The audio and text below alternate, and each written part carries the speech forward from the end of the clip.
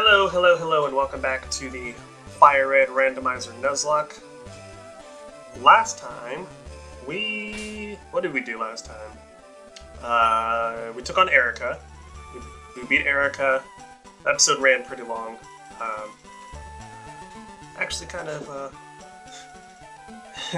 of sorry about how long the episode ran. It ran a little longer than I intended it to, that's for sure. I didn't realize that much time had passed. I didn't realize it would take that much time to get through the gym, honestly. So, while the week had passed, because, you know, I record these a week in advance, like I said, we did some off-camera training. Because I was itching to play Pokemon, but I didn't want to get anything done, I just wanted to play. So I was like, you know what, might as well do some grinding. So let's take a look at our team recap and see what we got. Of course, we got our new MVP Bridget at level 45 with Cacophony. We got Metal Claw, Cut, Psychic, and Confusion. We've got Faye. I'm just going to call you Fail. Maybe that's right, maybe that's wrong, but Fail's going to be what I call you from now on. We got my buddy Fail, the Machamp. He knows Pick Up. No, go back, go back. Level 35. He knows. Well, she knows, because this is a girl Machamp. Karate Chop, Low Kick, Cross Chop, and Revenge. We've got Nutella, the level 31 Butterfree. Didn't really do much training on Butterfree. Butterfree knows Drought, Confusion Pointing Powder, Gust, and Sleep Powder. We've got Davis, our boy Davis, the Typhlosion. Knows Oblivious, which is kind of useless still. But the coolest thing about Typhlosion that I was really excited to get on the I was really excited to talk about was this is a very special kind of Typhlosion because we've made it our all-around special attacker. So it knows Flame Wheel, Spark, Bubble Beam, and Quick Attack. I love this thing. This thing has been putting in so much work. It has so much type coverage now that it's unreal. So Davis, your Typhlosion is a baller. Of course, Davis is at level 36. We've got Rogue Catnip, the Slacking, with Pure Power, level 36. Cross Chop, Yawn Slash, and Slag Off. We haven't really taught it anything substantial aside from Cross Chop, because we're waiting to get our hands on the Strength HM. Because when we put Strength in this dude's hands, he's going to be a monster. I keep pressing up instead down. We've got Chaos, the level 35 Dragonair, with the Flame Body ability. The Dragon Rage, Twister, Thunder Wave, and Slam, nothing new there. Last but not least, oh, Chaos is the last one. Cool. Man, this is off to a great start. And Bridget is still holding the Lucky Egg, I believe. Yes. So this episode, we have some rockets to take care of. So in order to get to the rockets, we've got... Wait, we were in the wrong building already. This is the wrong building. Ignore that. I made the wrong move. Whoops. We've got to go in here. There's this rocket looking at this poster, and he's just kind of talking to himself. Go away or else. So we're going to kick the crap out of him real quick. I forgot these rockets are cops. We're storming the cop precinct. Go, Bridget! Bridget is a full 20 levels higher than this thing. We're going to hit you with a Metal Claw. Bridget's been the new MVP for quite a while now. Metabee is still our backup baller. Wartortle, huh? We're gonna switch to Davis. This might be a dangerous move, but I really want to show off how ridiculous Davis is with his type coverage. Go, Dave! Because under normal circumstances, I wouldn't even dream of sending out a Typhlosion here. But our buddy boy knows Spark. Get out of here, Wartortle. Get out of here, Wartortle. Davis, what a monster. Look at these cops. This is the worst. Wow, Pokemon's ahead of its time with this commentary on police brutality. So we're gonna go into the cop hideout, the police precinct, as we're gonna call them, and we're just gonna fight everyone. It's part of the fun. Hopefully we don't run anyone that stalls us too hard. There's always someone in these freaking buildings that has a Pokemon that just ruins our day. Roselia, I feel like the worst thing we can run into at the moment is Wonder Guard. But even then, we should have enough type coverage to handle something like that, especially with Davis on our side. We've got Steel moves, Psychic moves, Fire move. We've got one Electric move, one Water move, Dragon types. We should do pretty well against most types. I'm not particularly worried about anything. We're gonna hit you with a Psychic. We're gonna send you to your dead mom. Bye, Cubone. So I was reading our Discord chat for the community that I've been a part of for a little while now, and those guys are lovely. And someone brought up the English OPs for the Pokemon anime and what your favorite ones are. And the person that brought it up, I can't remember who brought it up, but their two favorites are, strangely enough, my two favorites. Like, if you take the classic I want to be the best out of the picture, what are you left with as far as really good Pokemon intros? And the only real answers, in my opinion, are the second OP, which is called Pokemon World, and the third OP, which is the Johto Journeys opening. They're so catchy. Okay, Pokemon World is kind of like, it's very 90s. Gardevoir, huh? We'll keep you out. He's sending out that Guardy B. But Pokemon World it's very much a product of its time in the terms of how it sounds. So I can see how nowadays it might come off as a little corny. But the chorus is still where it's at.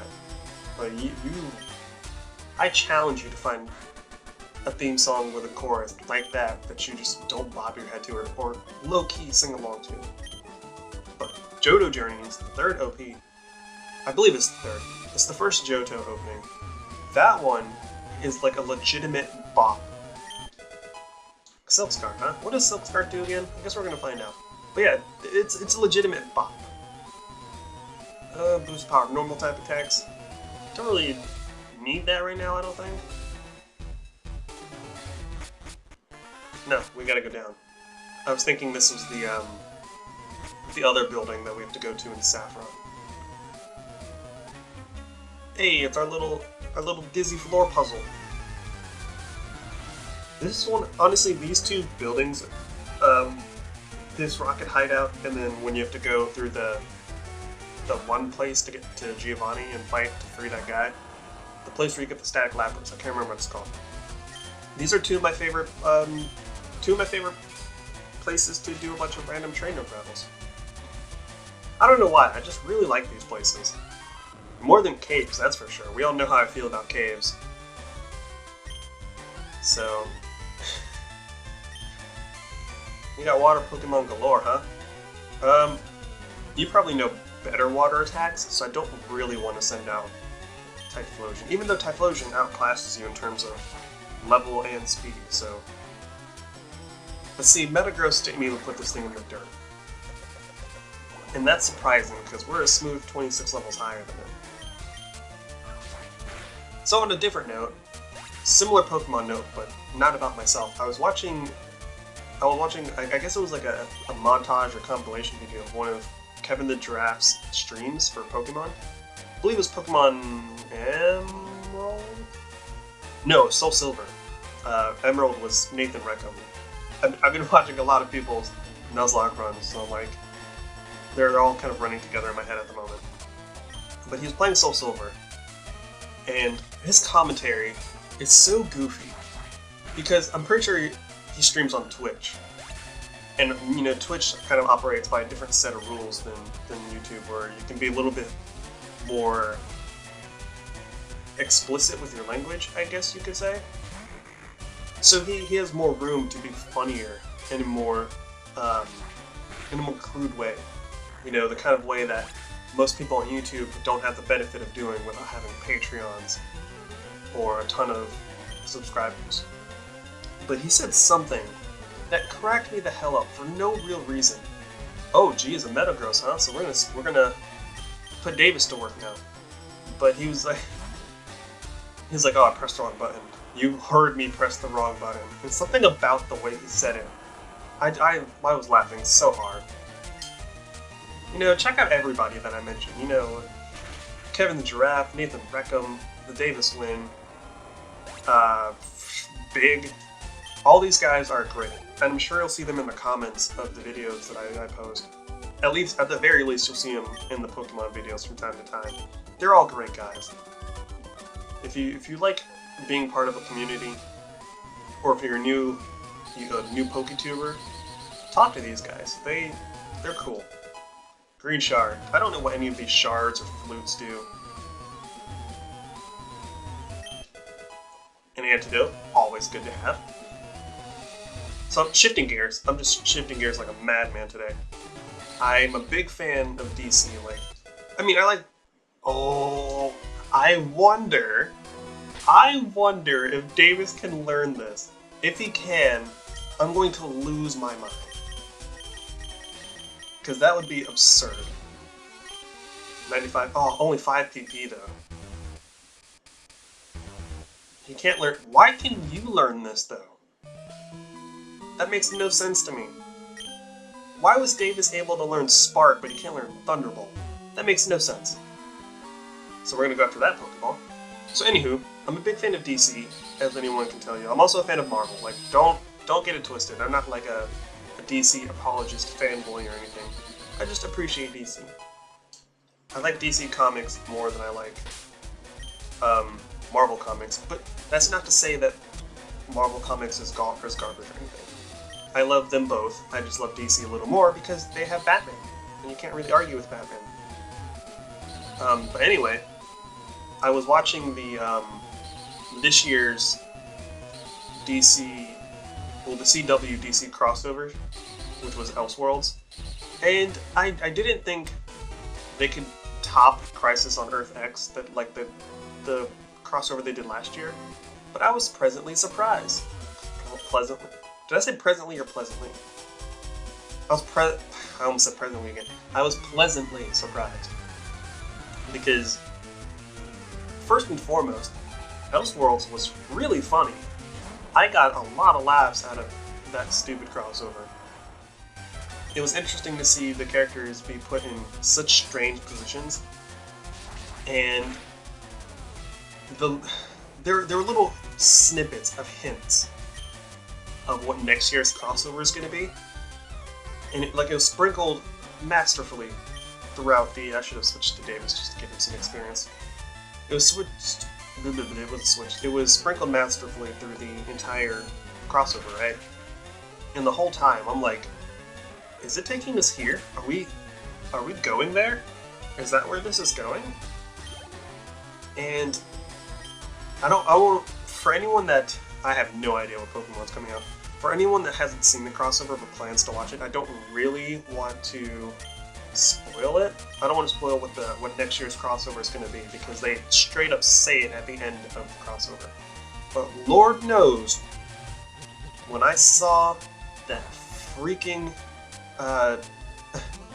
when I saw that card, how do I phrase it? When I saw the logo for next year's crossover, and it said, coming fall 2019, I never wanted to teleport to the future so fast in my life, because it's one of the events that they've been hinting at for a very long time.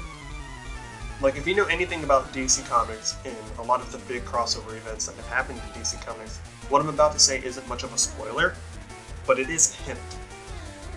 So if you've been watching The Flash on the CW, there's this reoccurring plot point that's been popping up over the past years, for a long time, for a very long time. And it's basically like a newspaper article saying the Flash vanishes in Crisis. And it's a very specific hint to what happens at the very end of a very specific crossover in DC history. And if you know what that crossover is, you know what happens, so you know where the show's going. And for them to flat out say, yeah, this is next year's crossover. I was like, holy hell. Oh my god, I need that in my life. No, let's not fail. It's in the same vein of how I need Avengers Endgame in my life, how I need Spider-Man Far From Home in my life, and how I absolutely need It Chapter 2 in my life. We're gonna karate chop this thing, just because karate chopping a bird just seems funny. Hacha! You got Austin Powers judo chopped. But by my girl failed. Yeah, we're gonna switch because Psychic could put you in the dirt. You know, let's get Catnip out here. Let's show off some of Catnip's awesomeness. And Catnip does know Slack Off. So, in a bind, we can just give up a turn to get him some HP back. And he's a lower level than Bridget, and his HP is so high. Yeah, awesome, huh? Everybody's just getting a turn, huh? Davis, get out here and show him what you can do. Isn't Davis the name of the main tamer in the second generation of Digimon? Didn't he have like Vmon or whatever that little blue bastard's name was? Who knows? I liked Season 2, well not Season 2, but I liked Generation 2 of the Digimon tamers, but not nearly as much as Gen 1. Because Ty and Matt and all of them are just iconic characters. Davis and, what was her name? Yo Lee or whatever her name was? They can suck it. Was there only that ball here? Yeah. So, oh, that's a wall. Let's go! Okay, so as many times as I've played this, I do not, right, we need the key. As many times as I've played Fire Red, I still don't have these places memorized. I'm still just kind of blindly running around. Which is fun, I'm perfectly fine with that. I really enjoy this game. Word, we got word from upstairs that you will come. Oh, you got word, eh? Yeah. Cop Jimmy. That's the most cop name I've ever seen. You'll never take me alive, copper. I love to say that for just random reasons. Have nothing to do with how I feel about the police.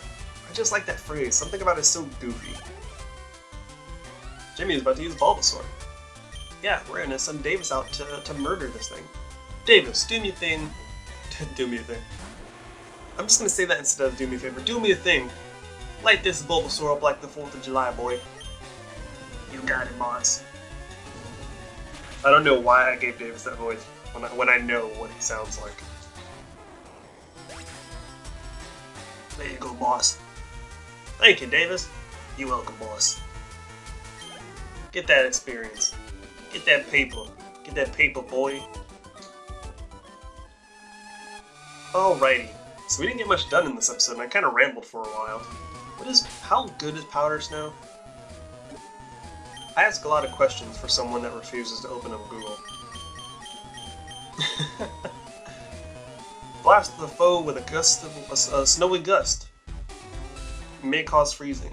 It's not bad. Why can Davis learn this?